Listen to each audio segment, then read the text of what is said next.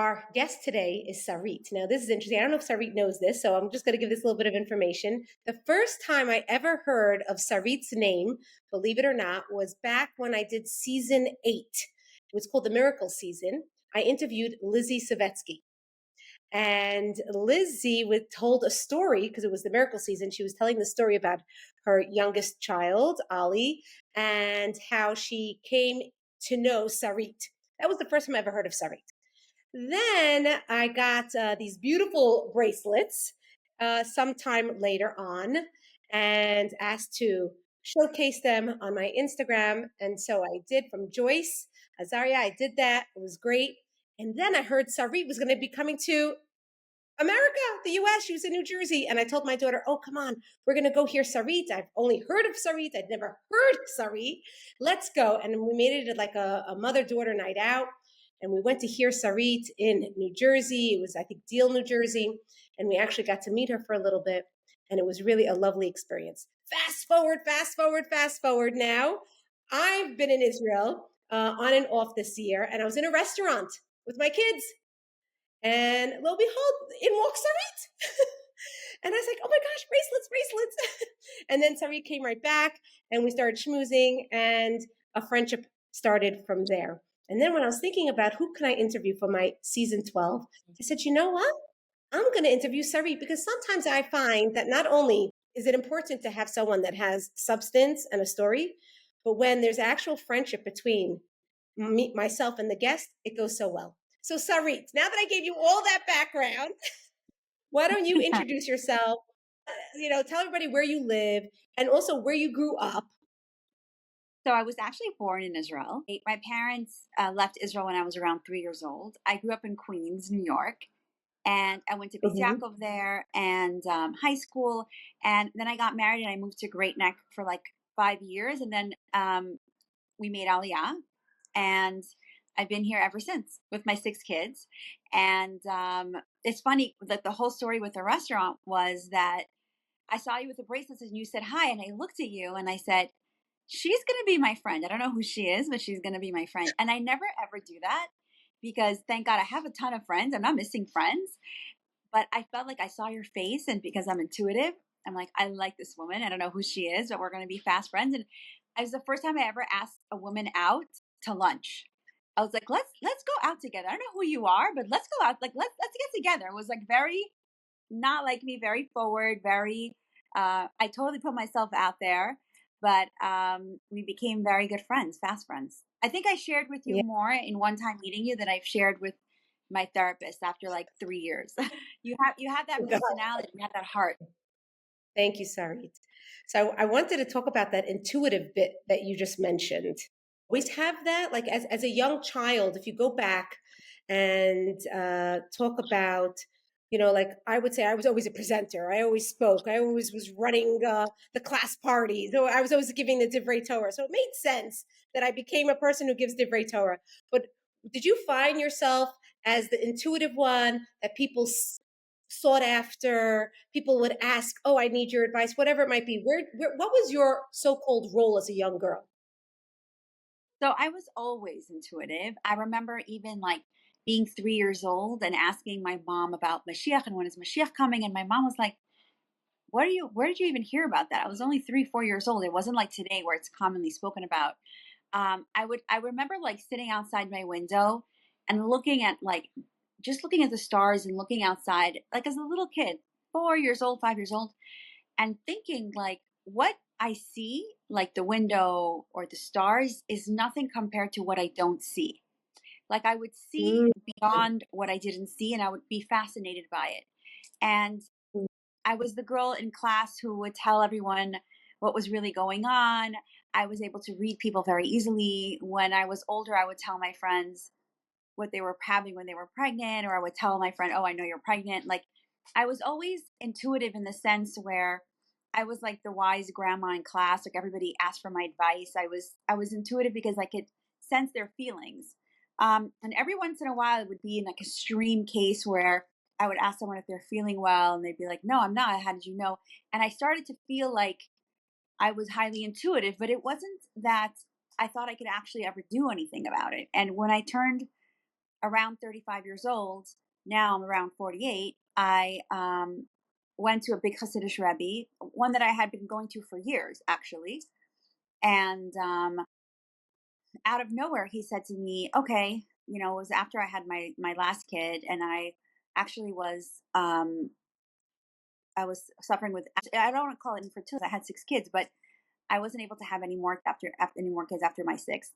And I was going to this Rebbe to get a bracha, and he said, well, now I can tell you that it's time for you to go into your calling, and you need to become a healer. And I was like, healer, and my mom actually has healing hands. Like, she would massage you, or she would put her hand on you and your pain went away. And I always thought like maybe I have that too. And I always also, like, if somebody wasn't feeling well, I used to give my grandparents massages. And I always knew I had a similar thing to my mom, but it wasn't like I thought I could do anything about it. And at the time, I was actually working for Citybook as a lease abstractor, which is so random and funny, and not me also. And it was just when he said, healing, I was like, healing? Like, that's so weird. And he actually told me to look into crystals and work with crystals. And I'm like, crystals? I thought originally that that's like a Vodazara, even, like those people with the weird crystals everywhere. And it was not at all my type. Everyone that gets to know me is always like, you're so not what we thought when we hear healer, right? And so I'm extremely practical, very balanced. And I kind of was pushed into by this Rav into, like, I learned analytical reflexology, and he basically told me the different healing techniques that I was allowed to do and that I should do. And he really pushed me out there to start working in it. And it was really due to this Rav. I would have never ever thought of it. It wasn't in my direction or my thought at all.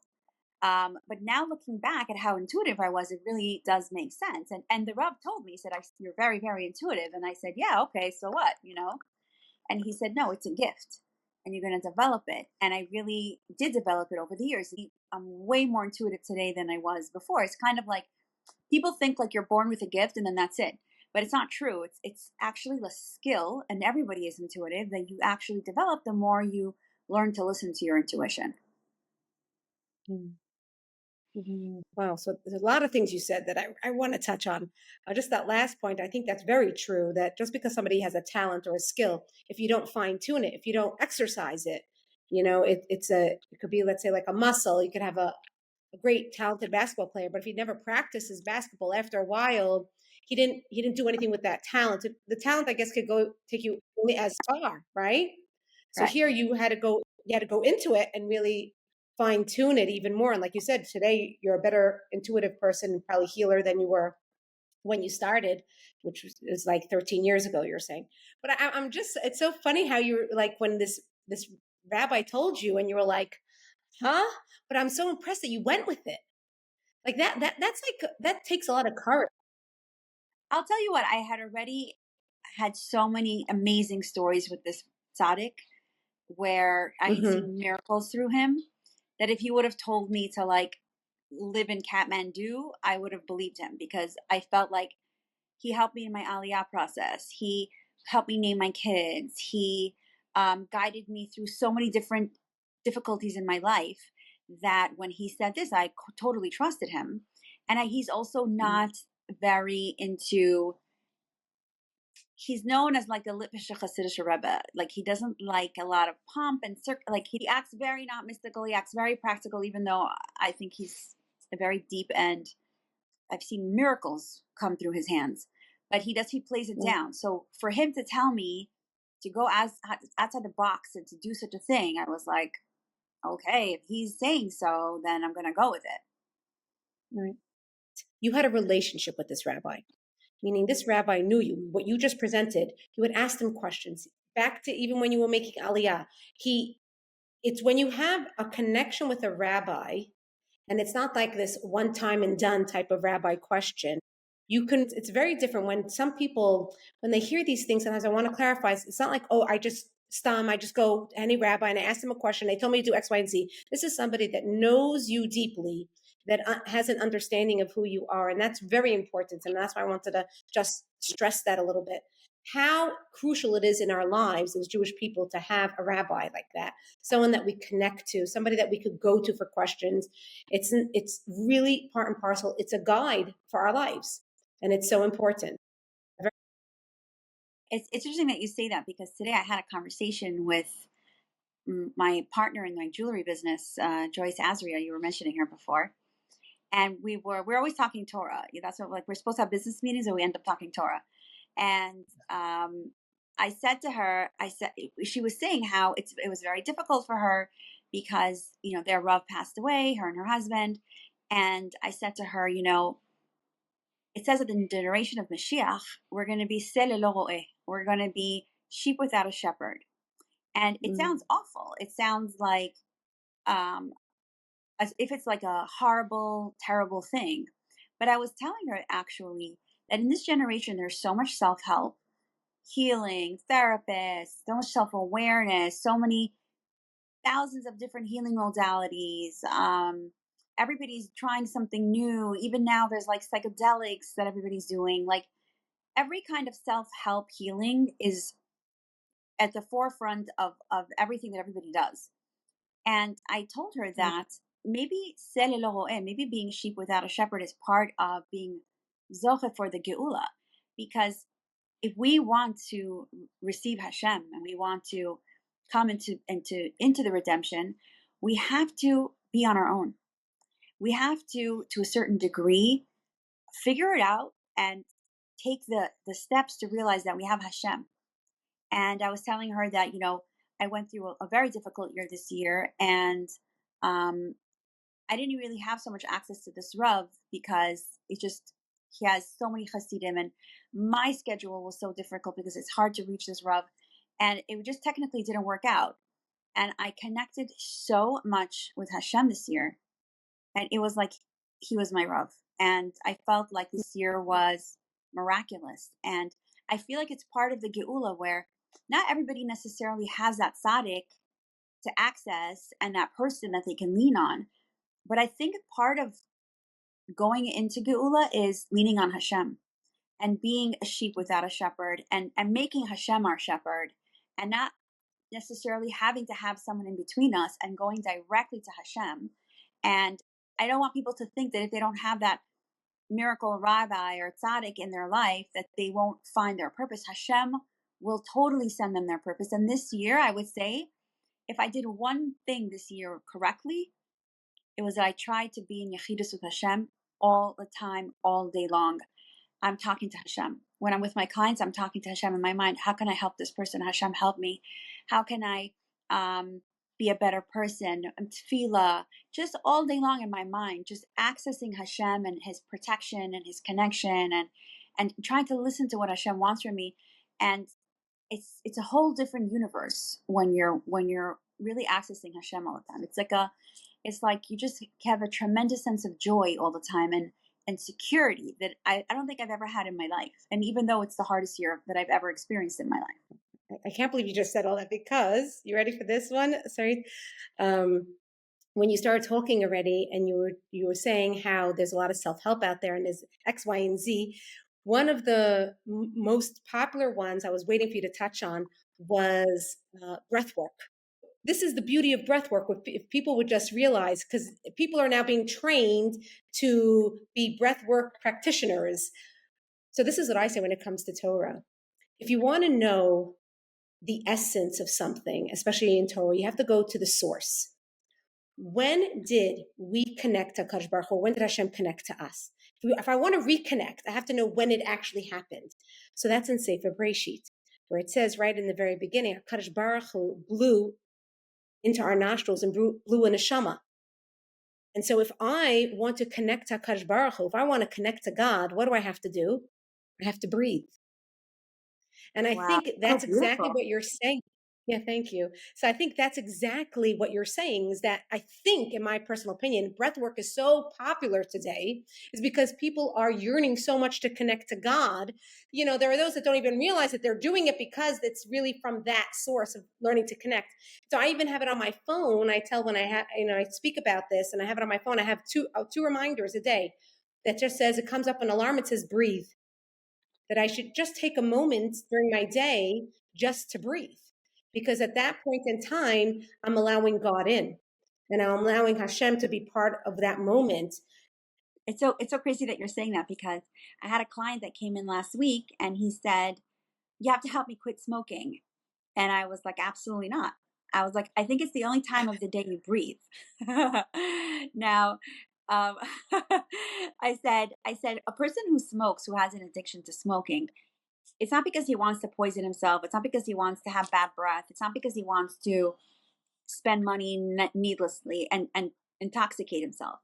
It's because he needs something physical to help him remember to breathe. So I told him, I said, Mm-hmm. when somebody comes with an addiction, I don't try to get rid of the addiction, because addiction is a symptom of something that the body's trying to create for itself. So I look to see Mm-hmm. why you're not breathing on your own and why you can't catch a breath unless you take a cigarette. And I said, and when you get to the place where you really can have another way, in a healthy way, breathe, you'll let go of the cigarettes on your own. And that's really what we have to stop and think. It's funny, last night, like, was it last? No, 2 nights ago, I saw Rav David Yosef. His wife actually is a breathwork practitioner. And I had gone to her for many months, as for myself. And I saw her there and I said, wow. I was telling her daughter, whose daughter is in my class, I said, wow, your mom's amazing. She's such an amazing healer. I went to her for breath work. And she said, well, you stopped coming. And I said to her, it was really hard. Doing breath work is not easy. Like, people think, oh, you go in there and you're breathing. It's so intense. I Mm-hmm. used to get knocked out. I used to pass out from it, and she would have to shake me up and wake me up. There's something huge in the process of breath work. It's like what you said, like when Hashem breathes air into Adam, it's kind of like it feels like very, very powerful and very, very strong. It's unbelievable. Yeah. And I wanted to go back to the healing. How did you then? So this rabbi tells you, focus on this talent, this skill that you have, this healing. So what do you do with that? So what do you do? So I know you said you took certain things, but now how do you get the word out? So he told me, look for what courses to do. So I would look through different courses, and he would say, no, not this, not this, not this, not this. It was a lot of trial and error. And I would say, what about Mm, this course? He said, yeah, you could do crystals. I said, what about reflexology? Yes, reflexology. And I would say, what about going to study healing? He said, yes, depends who. Then I would tell him who, and he would say no. And then this one, yes. Well, Hashem did send me someone who literally took me by my hand and led me the hand. to exactly what I was supposed to do. And I feel like it's part of the siyata dishmaya of the story, where I don't think a lot of people can say that they had such a miraculous hand holding process in becoming who they became.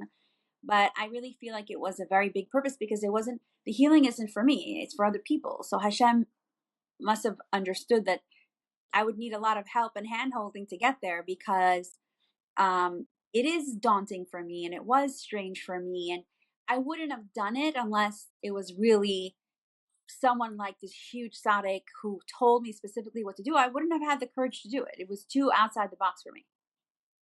So I'm Mm. grateful for that. Now, so how did it transition? So now, once you were doing the healing and you're starting to get clients, right? So now, then it begins to evolve a little bit. You know what it was? It was working full time. And this is something I always tell women. You don't need to quit your job when you're discovering something about yourself. Do it on the side, because productivity happens to productive people. So if you're not doing anything, usually that's not the time that your calling comes to you. It usually comes to busy people. So I had just had my sixth kid. I was taking all these courses at night after I had gone to work and put my kids to bed. And then Sundays was my day off, and I was studying under this healer all of Sunday in Jerusalem. And at the time, I wasn't living in Jerusalem. And I had not a minute to breathe to myself. It was probably the most intense period of time in my life. And I had really small kids at the time. But, the Rav kept encouraging me. And at some point, I had given my names to different rabbis in the community, saying that I'm healing and I'm doing it for free. If there's anyone that can't be helped by the regular medicinal way, there's another perspective. If you want, send them to me for free. So when you hear free, a lot of rabbis in the community were just sending people my way, and it was actually crazy because my first client was a woman who had a cyst in her ovaries that was huge. And she was a young girl. She didn't have any kids, and they were afraid that it would explode. And the doctors didn't know what to do because they were afraid to do surgery because if it explodes in the surgery, then she'd lose that ovary, and then she only has the other ovary, and she didn't want to do anything, and she was terrified. And the rabbi sent her to me, and I'm like, oh my God, this is my first client. Like, what if I don't even know what I'm doing? And like I had just watched someone else do it all the years. Like I never had my own clients. So I had worked on family and stuff, but like no one that was a stranger. And I was like, oh my gosh, I didn't even know what to do. She just lied there on the bed, and I closed my eyes. I always say the story. And I said, in my mind, I just put my hand on her ovary and I said, hi, ovary. I was like, how about you shrink? I was just talking to the ovary and telling the body to just listen, you're hurting her, shrink. And I was just saying it over and over because I couldn't even remember all the things that I had learned and everything. I was just being very simple. And I would just kind of imagine with my hands like that it was getting smaller. And I would put my hand over it and I would just do this motion over and over. And in my mind, I saw it getting smaller, but I don't know if it was in my mind or if it was in reality. And I knew that it was probably going to be okay because when she got off from the table, she's like, oh, it doesn't hurt anymore. So I was like, oh, okay, maybe that's a good sign. Maybe it's psychosomatic. I wasn't sure, And then the next morning, she went back to the doctor to see what to do, and it had shrunk to like nothing. And then it went like wildfire. The rabbi of the shul was like, oh my gosh. And then my friend from LA, when I was telling her the story, you're not going to believe I had my first client. And then this happened. She's like, oh my God, I'm flying you to LA to work on my mom. And she flew me into LA, and I was so scared. I called the rabbi again and I said, I don't know, her mom had hip surgery, it didn't work, and she has a blood clot, and I'm afraid to work on blood clots, and it's dangerous to work. And he said, I promise you nothing's going to happen, go. And he said, you'll see. And then when I was in LA, other rabbis heard about me, and people started sending people to me. It was like a natural, miraculous evolution. Actually, my first year, even though I'm not as intuitive as I was then, my first year of healing when I knew nothing was the most hatzlacha I ever had in my life. It was like a woman got out of a wheelchair. Wow. Somebody got pregnant with twins after many years. Like it was insane. And I think that Hashem gave me like a free gift the first year to keep me like my whole life looking back at that time period and being like, wait, like the miracles can happen. And it was incredible. It was above nature. I've never been able to even mimic the gift that I got that first year. Now I have to work hard. It's more systematic. People have to come to me multiple times. I give a lot of emotional work. The beginning, the first year was just like a one and done. People would come one time and then there was like miracles, and it wasn't real. It was like almost like Hashem just sent me that to keep me motivated. Because if I had to work as hard then in the beginning as I do now, where people have to come multiple times, they have to do their homework, they have to really do the work, I probably would have been discouraged, And so that first year was just a free gift. Like everything in that first year was incredible. It was like people were flying me all over the world, and it was just like I never advertised. It was just word of mouth, and then after that year, it started to become more normal. Like where yes, I have Baruch Hashem, a lot of miracle stories, like as Lizzie told you, but it's really not the common. The common is you come, you make an appointment, and we have to work and work and work, and it gradually gets better, like as if you would go to any sort of healing, Wow. Very interesting. And then it evolved that you had to talk to audiences. Was that more with the bracelets more that you had to do that, or? So with the bracelets, I know I have a very long waiting list for people to see me, and I felt like I work with crystals and I work with stones for healing. And I felt like if I could figure out a way to make bracelets that are healing, like for anxiety, to use different crystals, because our skin is the biggest organ in our body. And when you wear these mineral stones, it gets absorbed and it creates a healing. And because I studied it for so many years, I was able to see which stones is good for what. So I partnered up with Joyce and Rachel Schnee, and we made these bracelets so that we can make sort of like a collective healing, even if I'm not there. And because of that, I would go and speak at events, and in order to promote the bracelets. And then that's what started more my talking career. It just kind of started to like develop from there. But now when you are in front of an audience, has there ever been like a time when you're like, oh my gosh, I don't know what to do with what this woman just said, or this person, what they just said. Like, I'm like at a loss now, like, help me. So I feel like when I speak, some people prepare a lot for when they speak. I kind of go into a different frequency where I'm like, if it's going to be my preparation, it's probably not going to be a good speech, because I'm limited to whatever knowledge is in my head, and it's not that much. Before I speak, I kind of tap into another universe, and I say, Hashem, I'm not speaking for me. If I want to talk to myself, I'll listen to myself and talk in the mirror. I'm speaking to your children, and I feel like I have an opportunity here to spread your Torah, your truth, your healing. So please speak through me. Like, let me access what you want them to hear.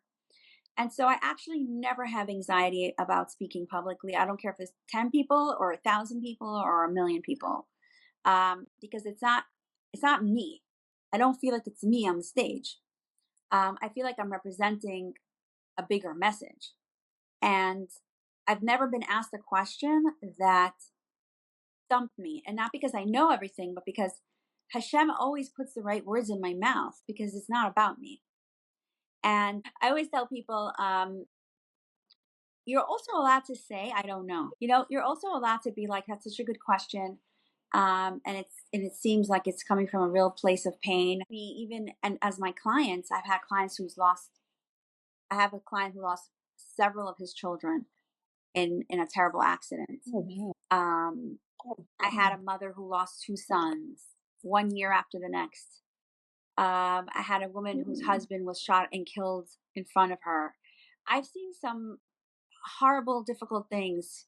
People whose kids committed suicide. I try to tell my kids that when I come home, at the end of the day, and they're like, "How was your day, Mom?" And I'm like, "Well, 8 a.m. is 7 years of infertility. 9 a.m. was a suicide attempt in a family member. 11 a.m. was cancer. 12 is, people don't come to me for fun. People come to me because I'm usually the last resort. I'm usually, I'm not lechatchila, I'm b'diavad. People come to me when they've already gone to doctors, when they've already tried everything else, because going to a healer, sounds strange. So it's not a simple and easy job. And I always have to keep up my spirits, because when somebody comes to you, you have to have emunah and bitachon, and you have to really believe that they can get better. They'll sometimes tell me, if you think that I'm not going to have kids, then just tell me now so I don't have to suffer. And I'm like, first of all, I'm not a prophet. I don't know. I can't read the future. And second of all, if I don't believe that you can have kids, how can I help you? I think that Hashem can do anything at any time. I don't care what a person's circumstances is. I don't care if he has cancer all over his body. If I don't believe 100% that he can get better, I'll send him to someone else. I think that if the body can get you sick, it could also heal itself the same way. It doesn't matter what stage a person comes to me. So, as a healer, you also have to constantly be learning, davening. If you don't have where to pull from, there's nothing for you to give. I'm always having to refuel my own spirituality and my own belief in Hashem for me to give over something. So that's a great question, because you already touched on something that I was going to ask, and then I'll go one step further. I was going to ask you, how do you deal with the fact that you hear all those sad stories? Like, how do you rejuvenate yourself? But you said you have to constantly work on your own emunah. So how do you go and do that? Is it stronger prayers? Is it tehillim? Are you going to classes? Are you? Right. So I'm very strict that on Shabbos, I only learn Torah, and I go through Tanakh every week, and I go through the Parsha. I learn a lot on my own. I'm actually just started writing a book about healing within the Torah, and I'm constantly reading and learning Mm-hmm. myself. I listen to a lot of shiurim. I love Aleph Beta. I don't know if you're familiar with Aleph Beta. Yes, of course. Yeah. Robert Foreman. Mm-hmm. Yeah, Rabbi Foreman is probably one of the people who I love his style of teaching Torah because it's very text based and it's less stories and it's more like what is Hashem telling us through the psukim, which is really my style of learning. Mm-hmm. And the Torah is so deep and fascinating that like I can't really bring myself to read other books. I try to all the time. Like my friend gave me Louise Hay's books, and I'm like I'm gonna read it tonight. And I go through 2 pages, and then I can't. It's just not interesting like the Torah. Do you know what I mean? It's just not that interesting as the Torah is. And you can read one pasuk for 4 hours. I can go through that pasuk and try to understand what that pasuk is, versus a really nice thing that Louise Hayes. And I'm not saying I love secular knowledge and I always learn and try to read new things, but to me, the Torah, there's nothing deeper than that. And if I had to recommend one thing for every single Jewish woman to have, is the Mam Loez on the Torah. Mam Loez, and Mm. get the English translation so it's easy for you, is the most fascinating book in the universe. It has all the Yeah. midrashim that under the sun in one place, and it really gives you a fascinating view of the Torah. And so Yeah. I definitely try to learn as much as I can. I listen to Shirim. I listen to different podcasts of different healers to try to get different ideas. I read different healing books and I just take pieces from it because a lot of it has tumah in it sometimes. Like, I like the book, for Mm. example, I think it's called The Emotion Code. And I got a lot of concepts out of it, but I feel like there's so many things in the universe we can take. We just have to make sure that doesn't conflict with our Torah values. So we have to be selective, and that's what you have a posek for. And I ask my posek if I have any questions or something is suspicious to me, or I always like to make sure that everything is on the up and up. Yeah. Another thing for me is meditation every night when I do his photo do with Hashem, and I think it's very important. And I go to Kivrei Tzadikim often because it just grounds me and um, Mm. it just inspires me because I think, wow, look at this human being that was so amazing was in their lifetime, that even in their death, people flock in order to remind, where Mm. do we get the concept of kivrei tzadikim? Because it can be a halachic problem if you think you're davening to the person who passed away. It's not allowed. But it says in the Torah that Hashem had buried Rachel on the way so that when Am Yisrael was being dragged out of Galus, they were able to pray by her as a merit. So I like to go there to pray as a merit, not to pray to the person, obviously. And I tell Hashem, look at this person that was buried here. You go to Shmuel and Avi's kever, Shmuel and Avi. It's one of the kvarim that I feel the most connected to because he was the one that guided David HaMelech. He was the one that spoke Hashem's prophecies that we have till today. And we're his descendants. We're his people. It's one thing to do something to us, but to Shmuel and Navi's like descendants, you know? And so for me, I find that Right. to be very inspiring. And actually, Lizzie Savetsky, speaking of, on October 6th, I called her at like, I don't know, 6, 7 in the morning. She was at the hotel and I said, get up. We're going to Kevarachel. And she's like, I can't leave my kids and my husband, this and that. It's like, she's like, I'm scared to go there. She's like, I've never been there. And I said, listen, something terrible is about to happen. I actually was dreaming and having nightmares for weeks before October 7th. And I said to her, this was October 6th. I said, we have to go daven. We have to go to Kevarachel because you're about to get, if you thought your mission for the Jewish people was strong now, you have no idea what you're about to go into. And I told her that something terrible was about to happen and that I was actually going to be near Ramallah in a settlement called Ofra by my cousins. And I told her the roads are going to be closed after. We won't even be able to leave.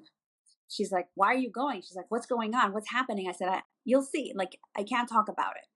And we went and we davened. And I said, just daven to Hashem, that bischus, Rachel Imenu, that whatever assistance you need from him, you get it, and that you should be able to really represent the Jewish people. And she called me October 7th at Motzei Shabbos, and she was like, Sarit, oh my God, I can't believe this. This doesn't seem real. And I said to her, Hashem will send you your messengers to prepare you, because when you have an important role like you do, then Hashem will send you the people to help you get to where you need to get to. Just like I had the Rebbe tell me to become a healer. I would have never done it without that. And I feel like if you're meant to do something important, Hashem will send you your messengers who will make sure that you get to where you have to get to. And if you look back at your life, some people's messenger is their mother, who pushed them to become a teacher. Some people's messenger is their spouse, who encouraged them to go into a specific career. It doesn't have to necessarily be a big Hasidic Rebbe or a healer. It could be somebody who's already built into your family. Oh, I love that. I love that, Sarit, and I think that's a beautiful way for us to wrap it up. That people should understand that, obviously they could go to you for healing, they can listen to you, but deep down inside, also there's something else that they need to listen to. That there's that inner intuition. I think that was a conversation that we had when we went out together. We were talking about what happens when you have butterflies in the stomach. What is that a sign of when you have that fluttering? And it's, the body talks to us, and people around us talk to us. And it's about listening. These, like you said, these are messengers of Hashem. And Hashem doesn't have to send the shaliach. The messenger doesn't have to be something so lofty as a big rabbi. It's a matter of fine tuning, like you had started off our conversation, that you took time. You had the skill set, you had this talent, this intuition, and it takes time for us to be attuned to it. And everybody has that capability of listening. Like, I also feel like we live in a society that, since we're young, tells us what you see is what you get. And it kind of dumbs down our intuition, because it's not true. It's not what you see is what you get. It's the tefillin is actually put on our third eye, which is our bina, right? Why does Hashem say benenecha? Mm-hmm. And Hashem says, don't look at this world through these regular eyes of what you see. Look deeper. Look into your sixth sense and let that lead you. Because if your kid comes home and they start to scream and yell, and if you look at them with your regular eyes, you'll say, what a chutzpah. I've been working all day for this kid. I made such delicious food. He doesn't like my food. But if you used your third eye, you used your intuition, and you would say, what's going on with this kid? He's been coming home every day, so sad, so nasty, so irritated. Maybe somebody's bullying him. Maybe he's frustrated. Like, why isn't he coming home from school happy? And he's letting it out on me. So instead of attacking your child, you go into your intuition and you say, what is he really telling me? Right? Same thing with somebody's husband who comes home aggravated.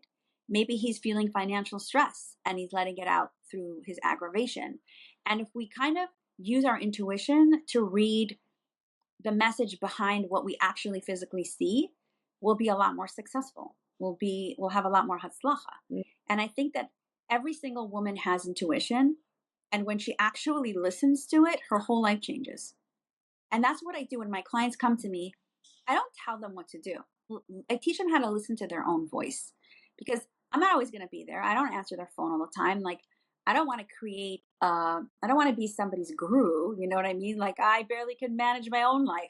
But what I want people to do is figure out what works for them, what's true for them, to become authentic into where they're really holding, and to listen to their own inner voice.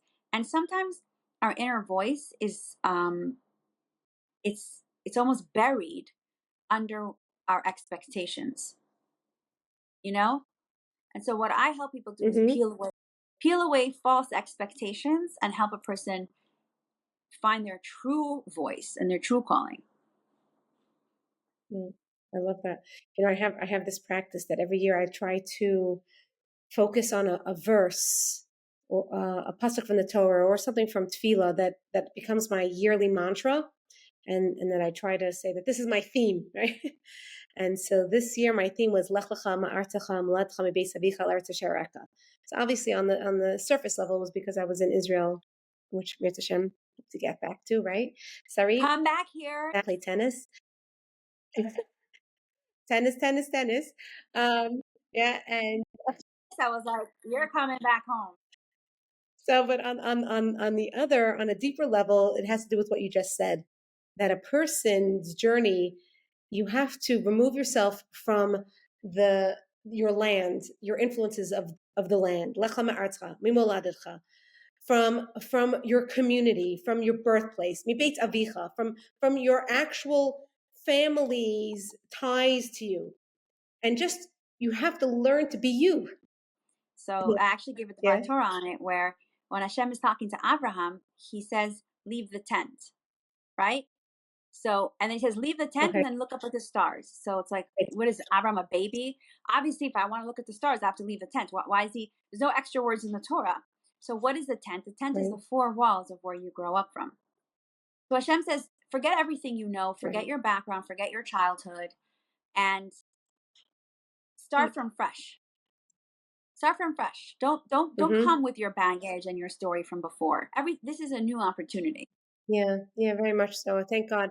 I feel I have that in my life right now.